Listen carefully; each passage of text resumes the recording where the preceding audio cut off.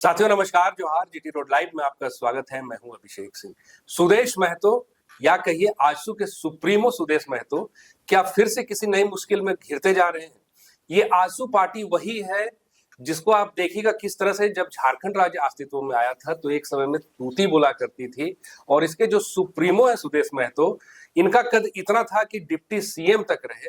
और ये वही आजसू पार्टी है जिसका अगर आप तुलना कीजिएगा 2024 के चुनाव से तो एकमात्र विधायक ही इस पार्टी से उभर कर आए, वो भी मांडू विधानसभा क्षेत्र से।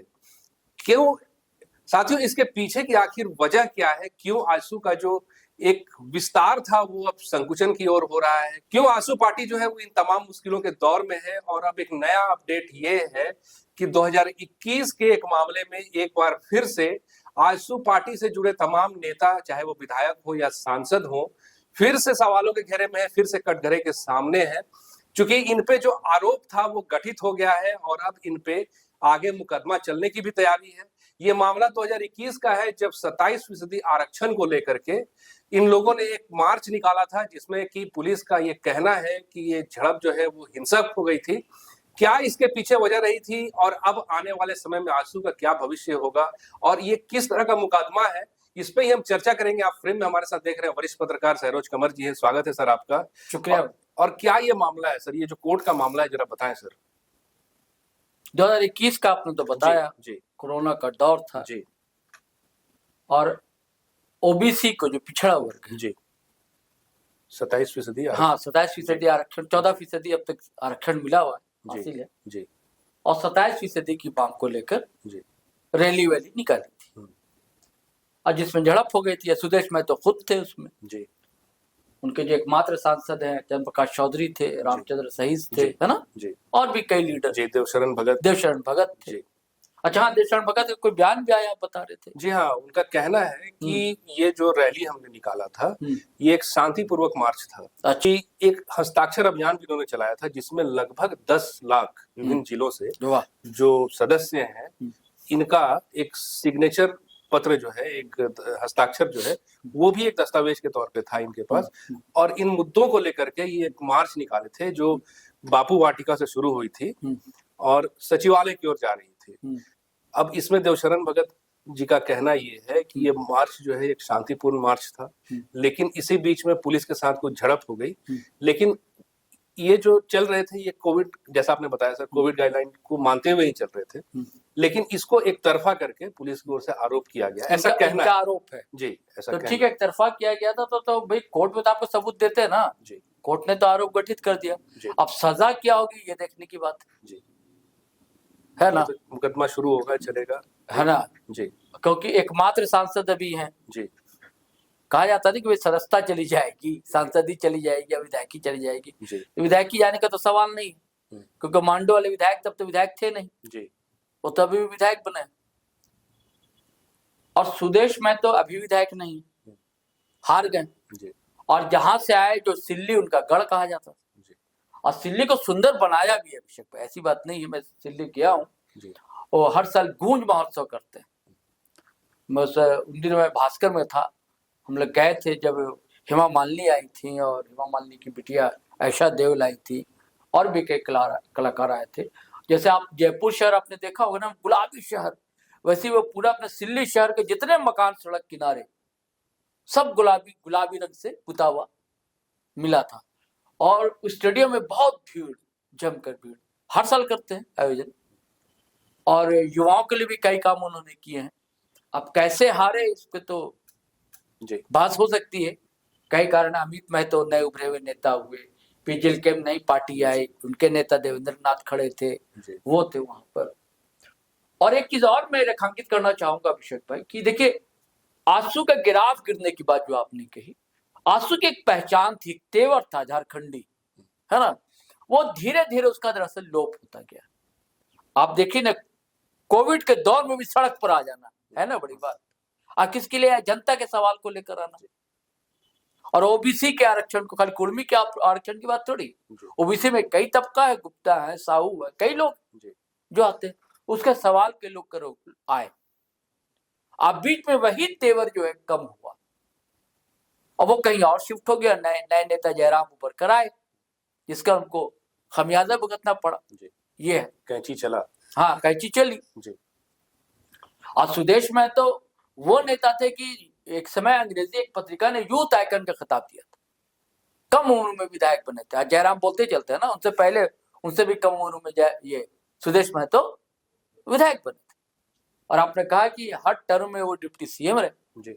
हाँ, वो तो क्या है कि वो पता नहीं क्यों एनडीए में तो शामिल हैं भाजपा से, लेकिन भाजपा से कुछ अनबन चली, खास करके रघुवर दास के रिजीम में। रघुवर दास से शायद बना नहीं, ऐसा कहा जाता है पॉलिटिकल गलियारे में, रघुवर दास से ठीक ठाक रिलेशन थे नहीं, इस कारण से भी। और जयराम को भरना और वो जो झारखंडी अस्मिता के जो सवाल थे उनको छोड़ देना, ये सब राजनीतिक पंडित कहते हैं, इसलिए उनका गिराफ ये हुआ। अब सवाल ये है कि जो खबर ये है कि हेमंत सरकार का दौर था जी, जब इन पर केस ये दौर, और उसी दौर में रैली निकाली। ये एनडीए की घटक दल जी, है ना। तो हेमंत सरकार ने 27% आरक्षण के लिए लाया था विधेयक, विधानसभा में पारित हुआ, और राज्यपाल लोक भवन में, जिसे पहले राजभवन कहा जाता तो लोक भवन राज्यपाल के हवाले है। उनका ड्यूटी था कि वो केंद्र सरकार के पास जाए, अब वो फैसला ले। हेमंत सरकार ने ये गेंद जो है भाजपा के पाले में डाल भेज दी, और भाजपा के घटक दल है जी। तो हमारा आग्रह होगा सुदेश जी से कि अब आप लोग को दबाव डालना चाहिए, आपके पास एक सांसद भी जी। अब कैसे रिश्ते आपके हैं पता नहीं, क्योंकि देखिए पश्चिम बंगाल ने पिछले बार एक कैंडिडेट दिया था बागमुंडी से, इस बार वो कैंडिडेट नहीं मिला आजसू को नहीं, और भाजपा ने वहां अपना कैंडिडेट खड़ा कर दिया। हालांकि आजसू से के लोगों से हमारी बात हुई, पता लगा कि जो कैंडिडेट होते थे बहुत कम मतों से हारे थे वो कैंडिडेट जो बागमुंडी से थे, तो वो रहे नहीं, दिवंगत हैं, अब वो स्वर्गवास हो गया, और सेकंड लाइन को खड़ी नहीं हो सकी, है ना। तो कोई वैसा उनको उम्मीदवार मिल नहीं सका, हालांकि वो चाहते थे, लेकिन भाजपा को लगा कि नहीं कोई उम्मीदवार वैसा है नहीं, तो नहीं दिया।